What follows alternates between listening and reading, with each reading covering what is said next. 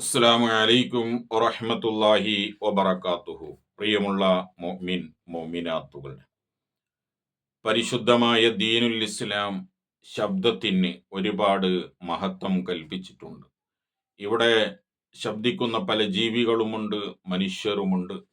എന്നാൽ സെയ്ദ് ബിൻ സാബിത്ത് റളിയല്ലാഹു അൻഹുവിന്റെ മകൾ ഉമ്മു സഅദ് റളിയല്ലാഹു അൻഹുവിനെ തൊട്ട് നിവേദനം ചെയ്തതായി കാണാം.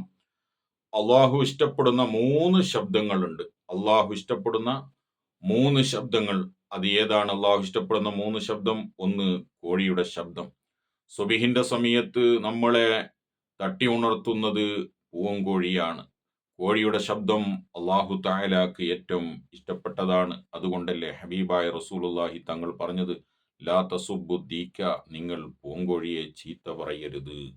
രണ്ടാമത്തത്, ഖുർആൻ പാരായണം ചെയ്യുന്നവരുടെ ശബ്ദം അള്ളാഹുവിന് ഏറ്റവും വലിയ ഇഷ്ടമാണ്. മൂന്നാമത്തത്, അത്താഴ സമയത്ത് പാപമോചനം തേടുന്നവരുടെ ശബ്ദവും അള്ളാഹു തആലാക്ക് ഏറ്റവും ഇഷ്ടപ്പെട്ടതാണ്.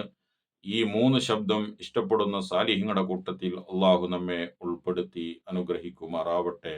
ആമീൻ. അസ്സലാമു അലൈക്കും വറഹ്മത്തുള്ളാഹി വബറകാതുഹു.